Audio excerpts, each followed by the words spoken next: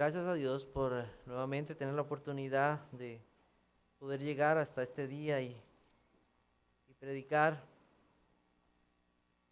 Todo esto sucede porque Dios así en su misericordia lo permite y nos gozamos en eso. Vamos a buscar Juan capítulo 4, versículos 43 al 54. El mensaje en esta noche se llama El Cristo glorioso que vence la incredulidad. El Cristo glorioso que vence la incredulidad. Juan capítulo 4, entonces versículos 43 al 54. 2 días después salió de allí y fue a Galilea, porque Jesús mismo dio testimonio de que el profeta no tiene honra en su propia tierra. Cuando vino a Galilea, los galileos le recibieron habiendo visto todas las cosas que había hecho en Jerusalén en la fiesta, porque también ellos habían ido a la fiesta. Vino, pues, Jesús a través a Caná de Galilea, donde había convertido el agua en vino. Y había en Capernaum un oficial del rey, cuyo hijo estaba enfermo. Cuando oyó que Jesús había llegado de Judea a Galilea, vino a él y le rogó que descendiese y sanase a su hijo que estaba a punto de morir.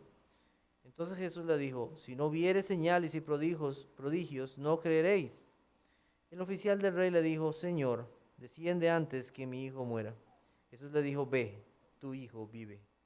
Y el hombre creyó la palabra que Jesús le dijo y se fue. Cuando ya él descendía, sus siervos salieron a recibirle y le dieron nuevas diciendo: tu hijo vive. Entonces él les preguntó a qué hora había comenzado a estar mejor, y le dijeron: ayer a las 7 le dejó la fiebre. El padre entonces entendió que aquella era la hora en que Jesús le había dicho: tu hijo vive, y creyó él con toda su casa. Esta segunda señal hizo Jesús cuando fue de Judea a Galilea. Terminamos la semana pasada escuchando que Cristo es el Salvador del mundo, y hoy veremos que así es, y que su poder no tiene límites para alcanzar a cualquiera de los hombres. La Biblia nos dice que Él salió de la región de Samaria y se trasladó a Galilea, y en el verso 44 tenemos un refrán dicho por Cristo, dice, o referenciado por Él. Dice: porque Jesús mismo dio testimonio de que el profeta no tiene honra en su propia tierra. Su propia tierra.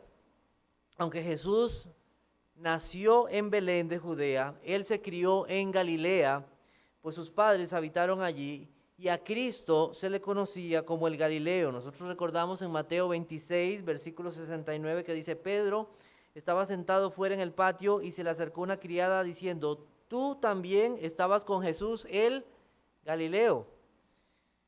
Pero este refrán tiene la intención de mostrar que Cristo no estaba buscando su honra, no buscó para sí gloria, pero al mismo tiempo mostrar la incredulidad de los hombres al tenerle y no creerle como aquel que es el Cristo, como el enviado. En el verso 45 se nos indica que fue así. Dice el verso 45: cuando vino a Galilea, los galileos le recibieron habiendo visto todas las cosas que había hecho en Jerusalén. ¿Por qué recibieron a Jesús estos galileos? ¿Por qué? Porque habían visto, ¿verdad? Habían visto las señales. En Juan 2:23 se nos dice que estando en Jerusalén en la fiesta de la Pascua, muchos creyeron en su nombre, viendo las señales que hacía. Entonces, en el contexto de estos pasajes que nosotros estamos viendo, es que se presenta este milagro que Jesús va a hacer a un niño. Todas las señales que Jesús hizo tenían el propósito de mostrar a los hombres que Él era el Cristo, que había sido prometido en las Escrituras y ahora estaba ahí en medio de su pueblo, pero ellos, muchos, no le creyeron. En Juan capítulo 6, versículo 26, leo para ustedes, dice: respondió Jesús, les dijo: de cierto os digo que me buscáis, no porque habéis visto las señales, sino porque comisteis el pan y os saciasteis. En Juan 12:37 dice: pero a pesar de que había hecho tantas señales delante de ellos, no creían en él.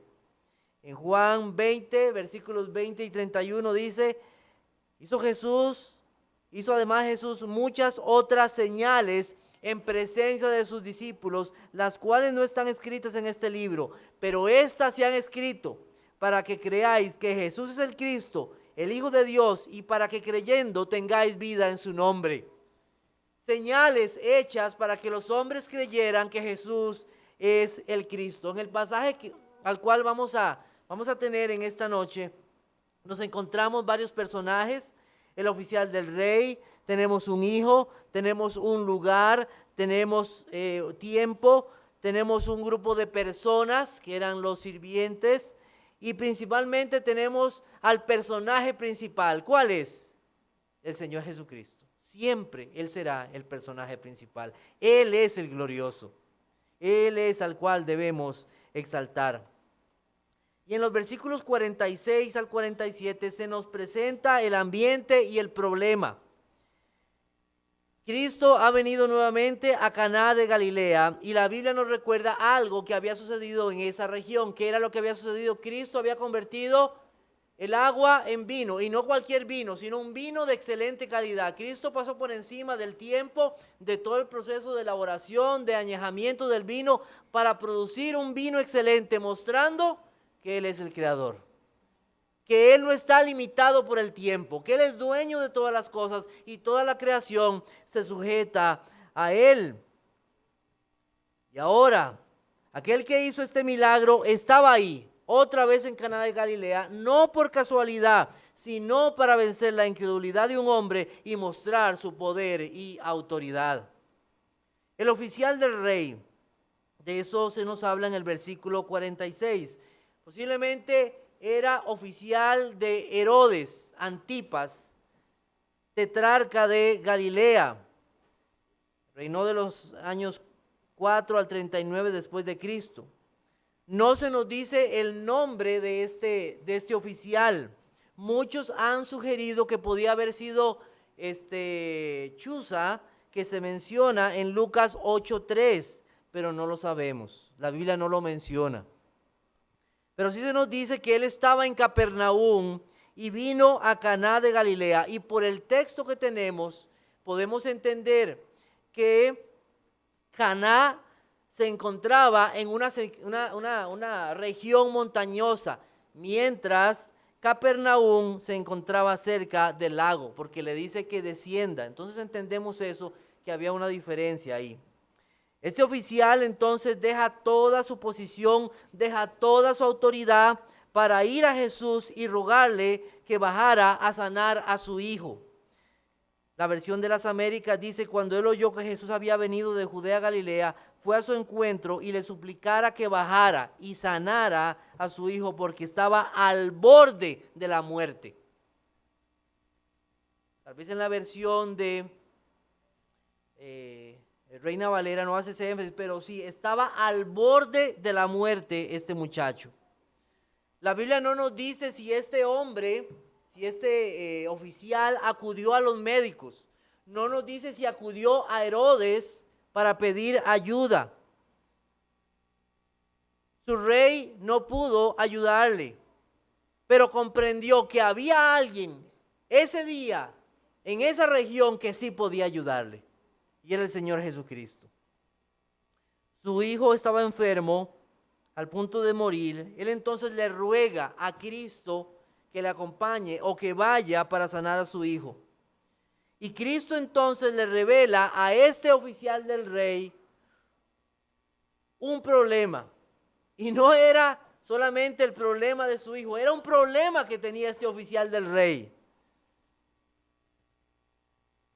Este oficial del rey tenía el problema o el pecado de la incredulidad. Entonces, la incredulidad declarada y vencida. Versículo 48. Entonces Jesús le dijo: si no viereis señales y prodigios, no creeréis. Cristo fue hasta el corazón de este hombre y le señaló su problema. No creer. Él veía en Jesús un gran hombre, posiblemente un profeta, pero no veía en Cristo o en Jesús al Cristo. Veía en Cristo un solucionador de problemas, pero no al Salvador del mundo.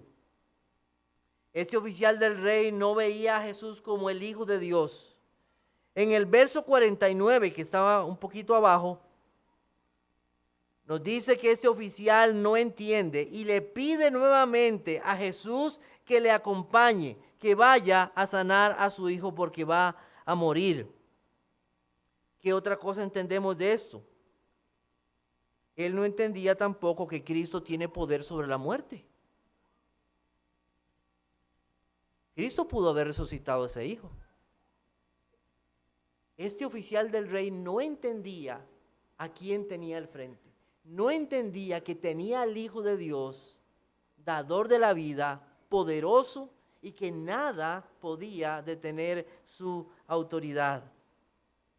Este oficial del rey necesitaba ver el milagro y necesitaba que Cristo fuera para que el milagro de sanidad se realizara.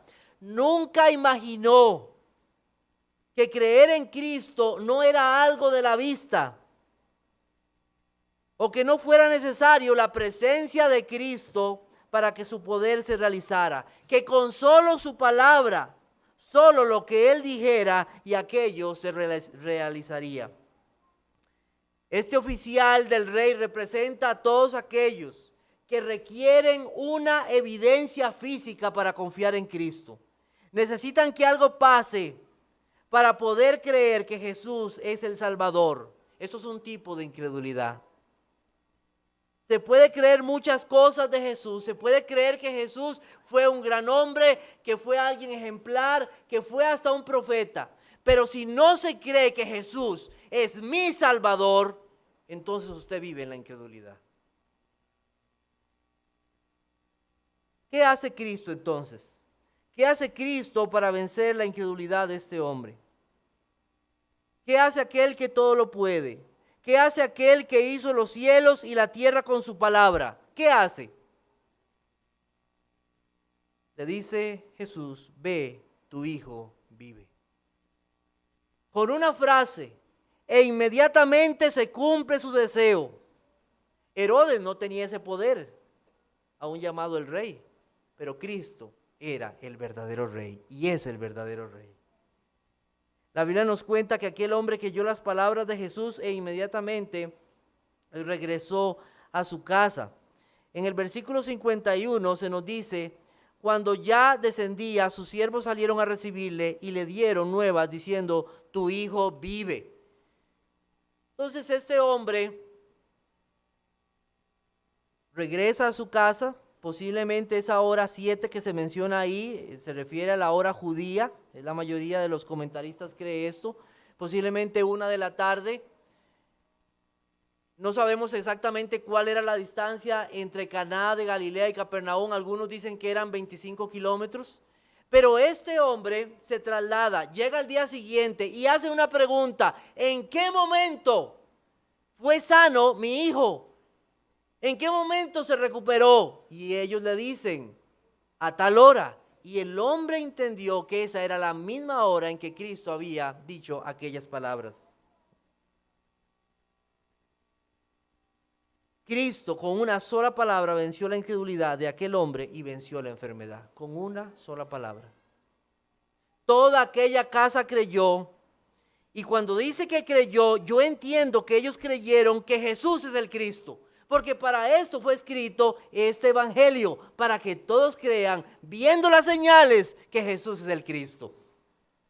Y creyeron. El Padre guió a la familia a creer en Cristo. Él contó a la familia, a los sirvientes, todo lo que había pasado, todos los detalles. Cristo no tuvo necesidad de ir a aquel lugar, pues su palabra, su voz, su autoridad no necesita de su presencia física. Se cumplió, se cumple y se cumplirá porque sus palabras no pasan. La enseñanza de este pasaje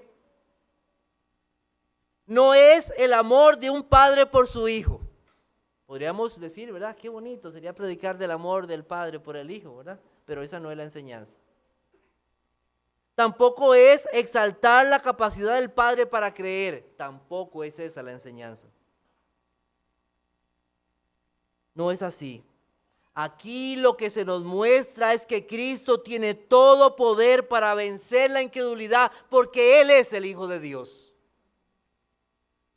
La enfermedad del niño solo fue un medio usado para que ellos vieran la señal del Hijo y creyeran. De un desconsuelo total fueron llevados a una esperanza total. En un instante, porque Cristo tiene autoridad, esto sucedió. Aquellos galileos que habían recibido a Cristo porque habían visto señales, pero ahora aquí tenemos a un hombre que sin ver en el momento puede creer en Cristo, escuchando la palabra. La palabra predicada, la palabra anunciada de la venida de Cristo era lo que los hombres debían de creer, más que las señales, más que los milagros, y dejar entonces toda incredulidad. Y hoy no es diferente. Vamos a buscar Primera de Pedro, capítulo 1, versículo 8. Primera de Pedro, capítulo 1, versículo 8.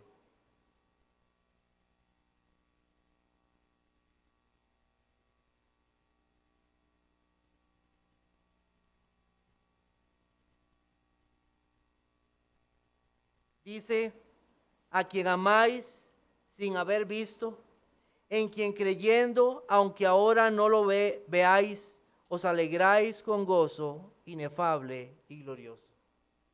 No tenemos la presencia física de Cristo. Ellos no tenían en ese momento la presencia física de Cristo, pero ellos habían creído en Cristo. También 2 Corintios 5:7 dice, porque por fe andamos, no por vista. La salvación que el Señor da no puede ser llevada a un laboratorio, no puede ser llevada a un lugar para hacer pruebas físicas y comprobar cómo es la salvación, porque la salvación es algo espiritual. Y no quiero que se piense que la salvación no tiene pruebas. Sí, hay pruebas contundentes. Cristo vino y Él cumplió todo lo que estaba escrito. Resucitó y ahora está en los cielos. Hay pruebas contundentes. Pero la salvación no es algo de llevar a un laboratorio. Lamentablemente hoy los hombres siguen pensando que es necesario la vista, los shows, ver milagros en las plataformas para poder creer en Cristo. Todo aquello que es percibido por los sentidos, por el ojo humano. Pero aquí en Juan capítulo 4 nos muestra que el poder de Dios no necesita algo visible. Ya las señales fueron dadas. Ya el Hijo del Hombre fue crucificado y resucitó. Ahí está la señal. Ahí está la señal. Ya tenemos el Evangelio, tenemos el poder de Dios para salvación y no necesitamos supuestas apariciones o sueños. Usted no necesita sueños. Ya la palabra de Dios está con nosotros. Cristo murió y Cristo resucitó. Solo la palabra que tenemos, que nos habla del Hijo y su Espíritu que nos lleva a glorificarle, es lo que necesitamos hoy. Y eso se nos ha dejado a los hombres para que lleguemos a creer.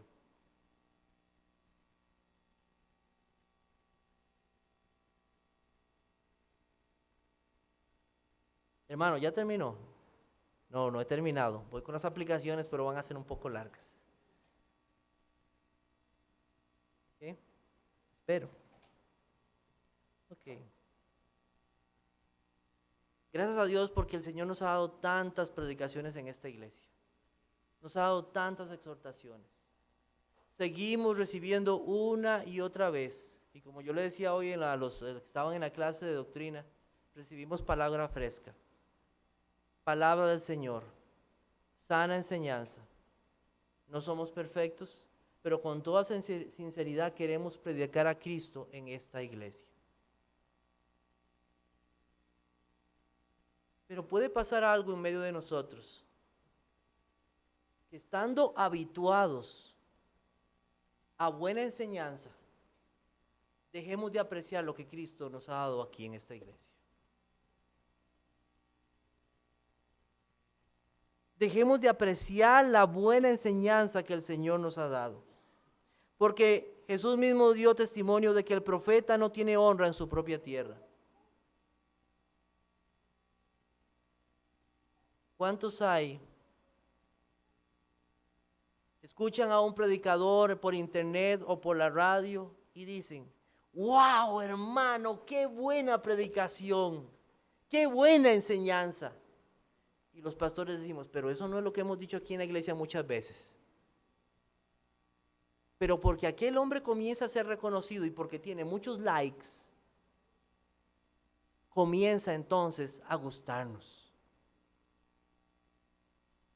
Y por la familiaridad que tenemos, comenzamos a despreciar la palabra aquí recibida.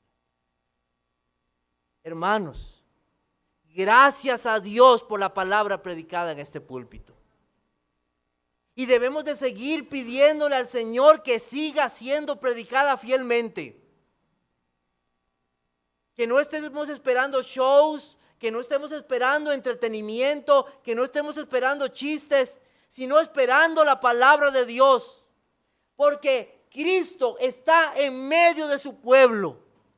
A ese refrán no nos aplica a nosotros, porque Cristo es nuestro profeta. Y si su palabra es predicada, entonces Cristo debe ser apreciado. Él debe ser apreciado. Filipenses capítulo 3, versículo 1. Filipenses capítulo 3, versículo 1.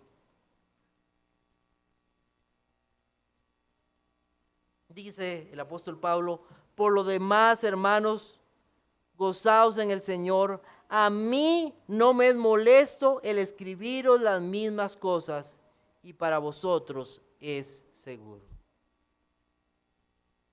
No nos puede aburrir escuchar el Evangelio una y otra vez. No nos puede aburrir. Sino más bien que con gozo debemos recibir la palabra que se nos es enseñada aquí. Y debemos de pedir a Dios poder discernir estas cosas y que podamos honrar a Cristo, aquel que nos es predicado domingo a domingo en esta iglesia, y no despreciar lo que el Señor tiene para nosotros. Aquí en Juan capítulo 4, además tenemos a un niño. Tenemos a un niño que está muriendo. Es el hijo de un oficial. Era un hombre posiblemente de muchos recursos económicos. Era un hombre en autoridad, un hombre con posición ante el pueblo, pero no podía hacer nada ante la muerte, la inminente muerte de su hijo. Ni el dinero ni la posición libran a los hombres de la muerte. No los libran. Ni tampoco la edad es un obstáculo para la muerte. Las riquezas no libran a los hombres del dolor y de aquella condenación que está dispuesta para todos los hombres por su pecado. Hay personas que confían en las riquezas para que los libren, pero ellas no pueden librarle.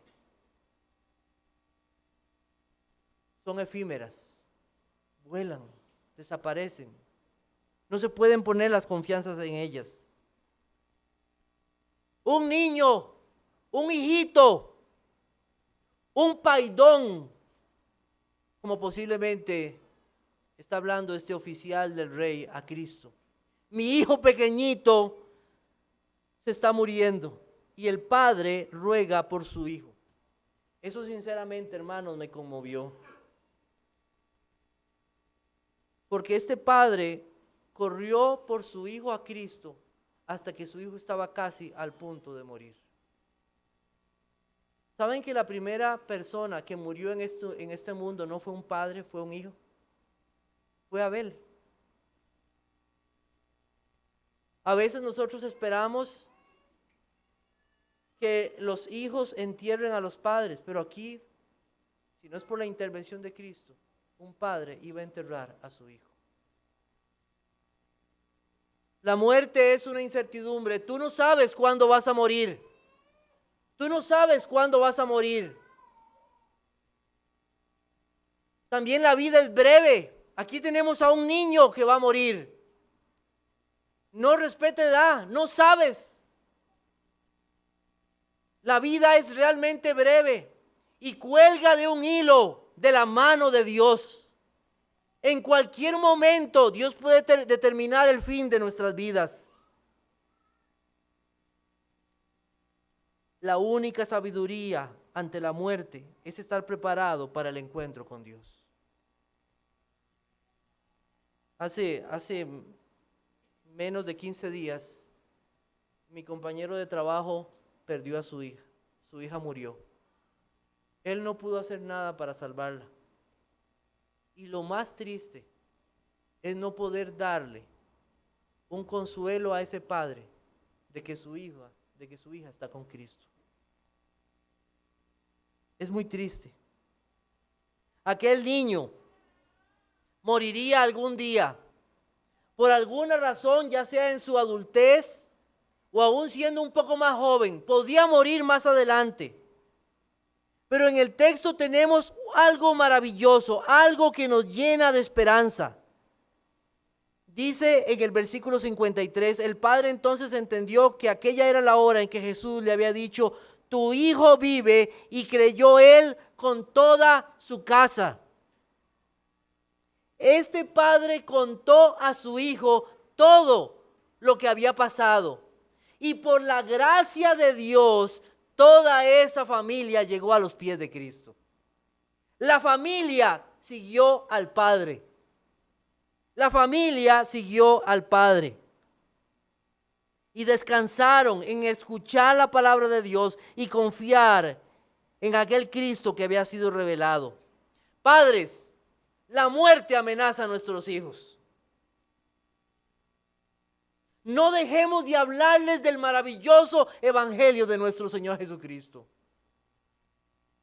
Cuando a los niños les sucedan cosas como la enfermedad, todos corremos al doctor preocupados por la inyección, porque ¿qué será la infección que tiene? Y gracias a Dios por los medios que hoy Dios da a través de médicos y medicinas. Pero pregunto, ¿no es una oportunidad para enfrentarlos ante la realidad de la muerte? Es una oportunidad para mostrarles que su vida pende de un hilo. Ellos necesitan creer.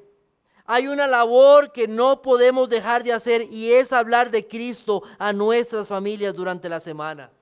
Hay una importancia de nosotros como padres en el culto de adoración a Dios. Nosotros como padres somos responsables. Y ustedes, jóvenes que están esperando un matrimonio, prepárense desde ahora para ser esos hombres líderes en sus hogares que llevan la palabra a su familia. La devoción y amor de un padre por sus hijos para llevarlos a Cristo no será olvidada.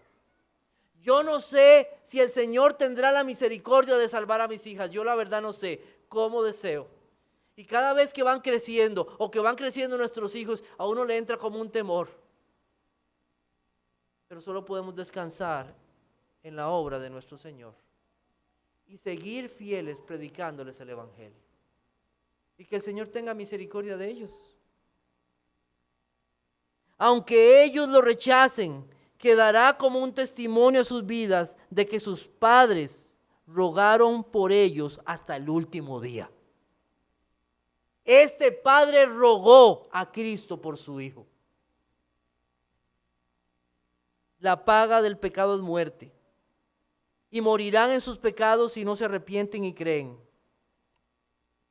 Niños, ustedes sin Cristo están postrados en la cama del pecado. Y a no ser que Cristo en su bondad los levante, morirán. Cuando las maestras o sus padres les muestran figuras en las clases de escuela dominical acerca de Jesucristo, estas figuras solo son ilustraciones. Solo son ilustraciones porque no sabemos cómo es Cristo en su apariencia física.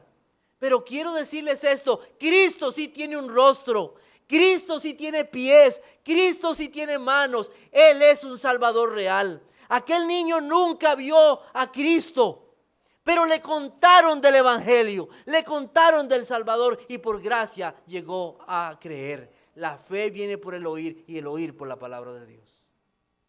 No nos cansemos de hablarle a los niños de Cristo. Hay esperanza. Aquí tenemos un texto que nos da esperanza, hermanos. No nos cansemos de hablarle a ellos. Dice J.C. Ryle, comentarista bíblico, Jesús no descendió a Capernaum para ver al joven enfermo, sino que solo pronunció las palabras: tu hijo vive. Esta pequeña frase fue acompañada de un poder omnipotente. Cristo se limitó a hablar y se produjo la cura. Cristo habló y la enfermedad llegó a su fin. Cristo tiene poder. Él tiene todo poder. No necesitamos que la presencia física de Cristo esté aquí para creerle. Pero Él está aquí. Su palabra está siendo predicada. Sus palabras están siendo escuchadas por ustedes.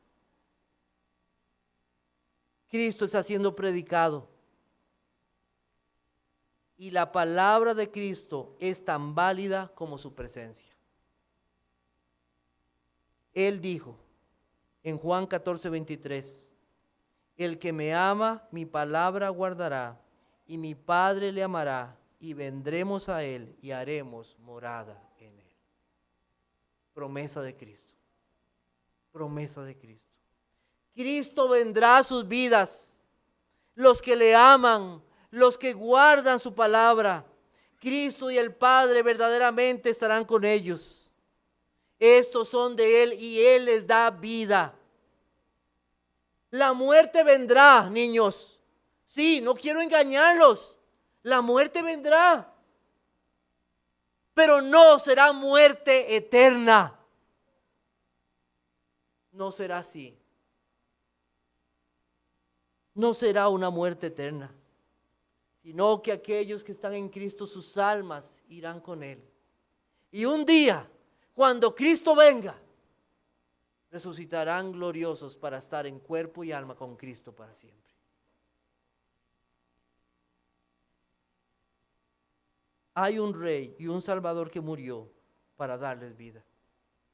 Ricos y pobres, grandes y niños necesitan escuchar a Cristo, que es la vida. Porque solo el que tiene al Hijo tiene vida.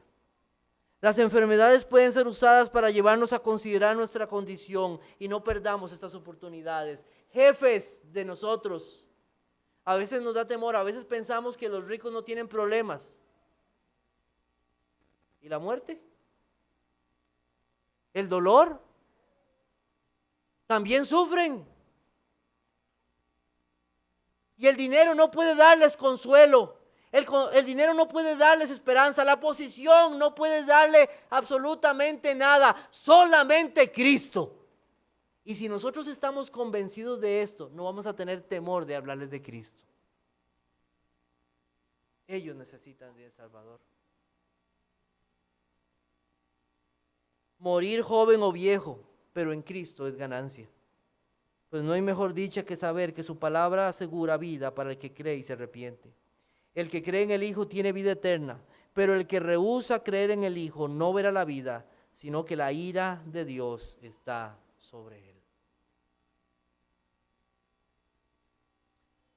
La incredulidad. La incredulidad es un pecado condenatorio. Es una característica de las personas no regeneradas. Es un corazón que ama la oscuridad del pecado y rechaza la luz del Evangelio. También Satanás ha hecho su obra para agravar la natural incredulidad de los hombres. Segunda de Corintios 4, versículo 4. Segunda de Corintios, capítulo 4, versículo 4.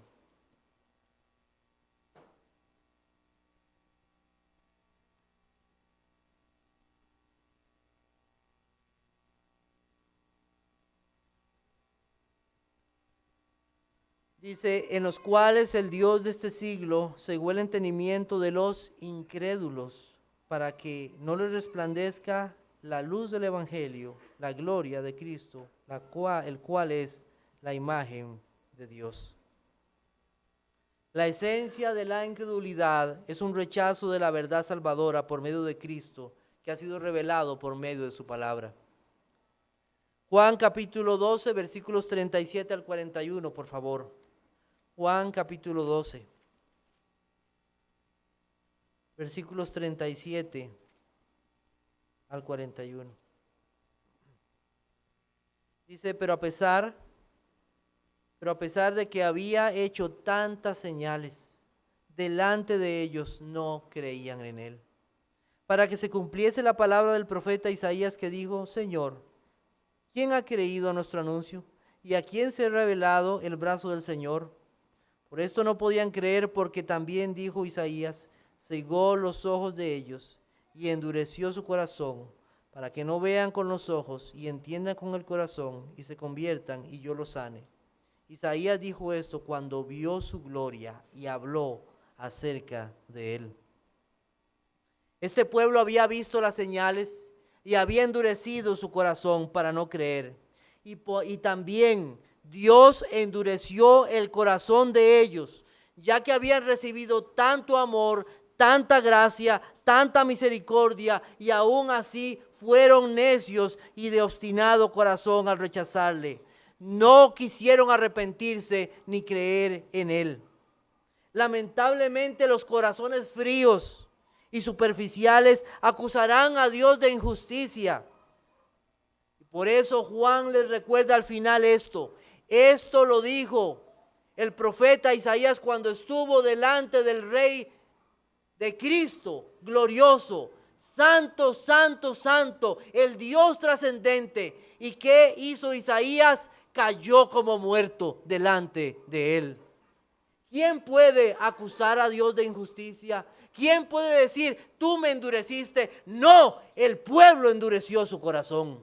Y delante de él los hombres caen arrodillados delante de su gloria, sin poder acusar a Dios de ninguna injusticia, porque el pecado es de los hombres. Poner dudas o confiarse en otros además de Cristo también es incredulidad. Creer cosas de Cristo conforme a los inventos de la gente o sus tradiciones y no según la Biblia, también esto está incluido en la incredulidad. Creer a medias no llevará a nadie al cielo. Cristo habló fuertemente hacia Tomás cuando le dijo, pon aquí tu dedo y mira mis manos, acerca tu mano y métela en mi costado, no seas incrédulo, sino creyente.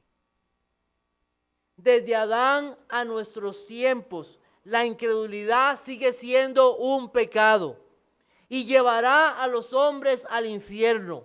Su pecado, su rechazo de la verdad, su incredulidad es parte de toda esa maldad que hay en los corazones de las personas.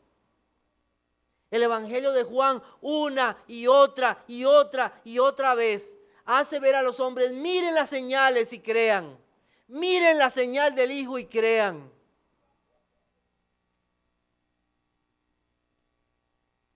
Para que crean que hay salvación en el Hijo.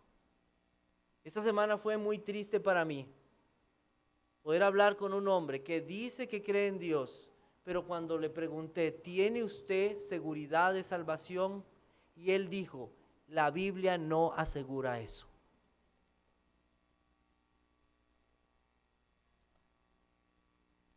Así, en esa condición, ese hombre va para el infierno. Porque la Biblia sí da seguridad de salvación. Le pregunto, si usted muere hoy, ¿sabe dónde irá su alma? ¿Sabe dónde irá?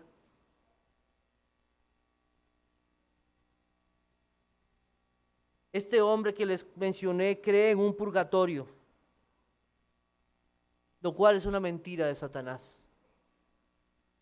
Este hombre no irá al purgatorio porque no hay un purgatorio, sino irá directo al infierno. Porque si hay un purgatorio, entonces de nada vale el sacrificio de Cristo. La incredulidad es rechazar a Cristo, quien es la verdad encarnada para salvación de la humanidad. Pero gracias a Dios por su Espíritu Santo, que es el que convence a los hombres y nos convenció a nosotros y nos sacó de nuestra incredulidad. Venció a Satanás y nos hizo creer en él. Vamos a buscar Juan capítulo 16, versículos 8 y 9. Juan capítulo 16, versículos 8 y 9. Dice, y cuando Él venga, convencerá al mundo de pecado, de justicia y de juicio. De pecado por cuanto no creen en mí, de justicia por cuanto voy al Padre y no me veréis más, y de juicio por cuanto el príncipe de este mundo ya ha sido juzgado. Es triste como trata la gente esto de creer. Crea en Dios y todo le saldrá bien. Crea en Dios y le irá bien en su negocio.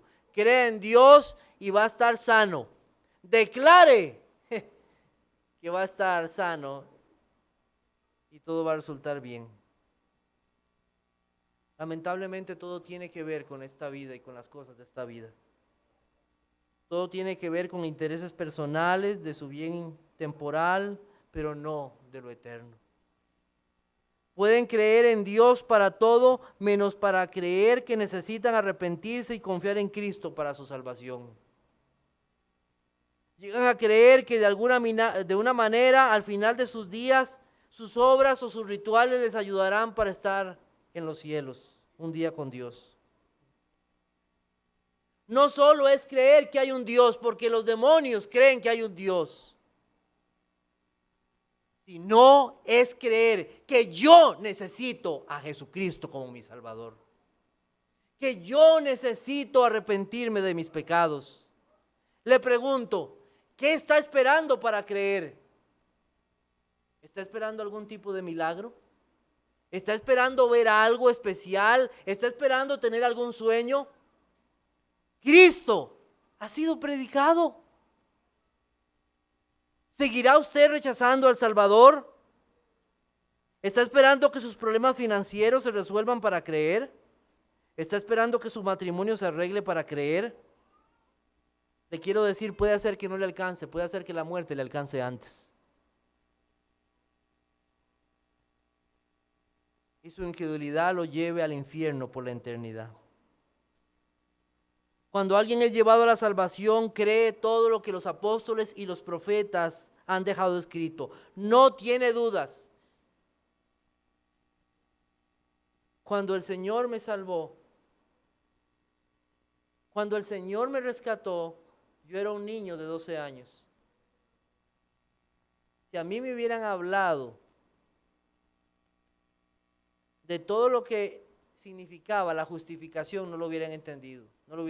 Pero yo sí entendí algo, que Cristo murió por mí y me limpió de mis pecados.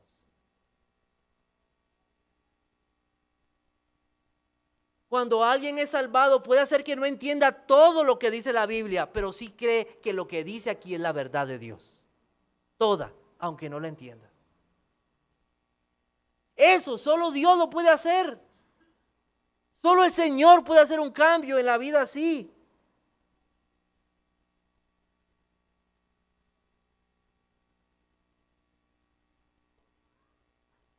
No tiene dudas de que es la palabra de Dios, aunque no entienda todo.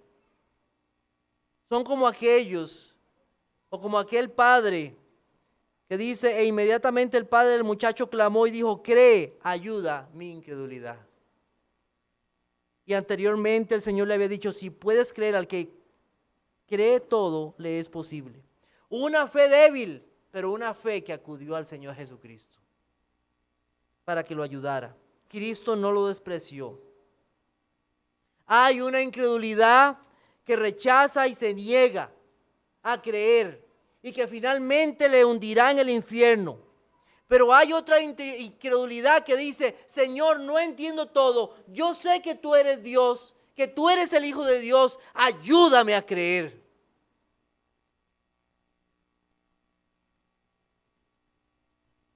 no entiende todo, pero entiende algo, que lo único que le puede salvar es Jesucristo.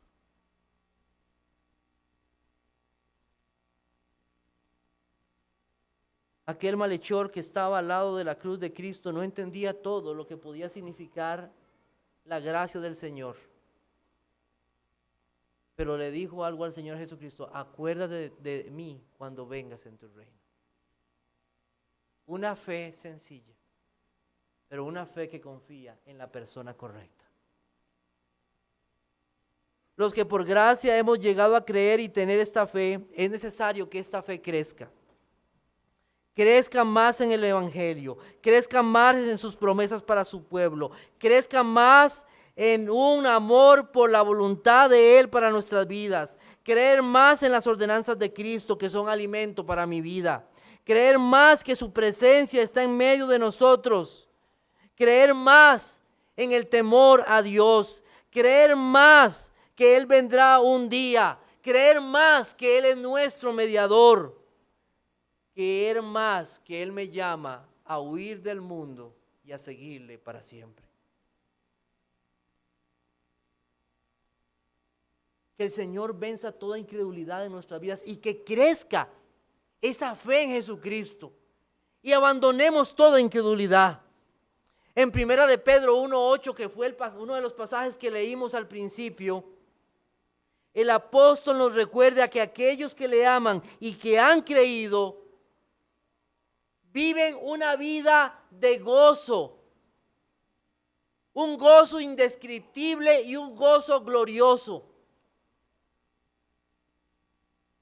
Y yo consideré cuántas veces en mi vida yo me he dejado llevar por las cosas de mi vida y parece que mi esperanza está puesta en las cosas de esta vida. Mire, perder un hijo es algo de mucho dolor. Yo no sé, yo no he pasado eso, pero algunos sí lo han pasado. Y es algo de mucho dolor y triste. Pero el que ha sido salvado por gracia entiende que su gozo está en los cielos y que se llama Jesucristo. Y que a pesar de lo que pase en esta vida y que lo que el Señor permita en nuestras vidas, nuestra vida sigue siendo gozosa porque un día se nos permitió creer en el Salvador. Porque aunque yo ame a mis hijas, ame a mi esposa, ninguna de ellas me puede dar salvación. El único que da salvación es Jesucristo. El único que me puede librar de la condenación eterna es Jesucristo. Y si usted pone su confianza y su esperanza en algún rey de esta vida, en las riquezas, en su posición, quiero decirle que me da mucha tristeza su condición. Porque es una esperanza falsa. La única esperanza verdadera está en Jesucristo. Finalmente, quiero preguntarle, ¿por qué usted no se ha entregado a Cristo? Tal vez usted no lo comprende todo. Dice, es que yo quiero entender bien esto de todo lo que pasa aquí, la doctrina reformada y las doctrinas de la gracia y todo eso. Cristo ha sido presentado. Cristo murió en la cruz del Calvario para salvar pecadores. Y usted es un pecador, usted necesita a Cristo.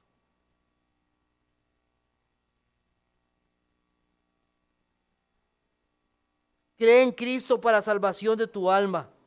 Cree y no seas incrédulo. Él hizo todo para salvar pecadores. Mira la cruz, mira al que se entregó, mira aquel por la fe. Mira aquel que se dio para pagar por el pecado. Mira aquel que ahora está en los cielos. Confía en su palabra. Pues ¿cuál es su palabra? Es Él. Él no miente, no engaña y da completa seguridad al que cree. No lo vemos, pero Él está vivo y volverá un día a esta tierra. Y hoy tendremos una representación visible del Evangelio.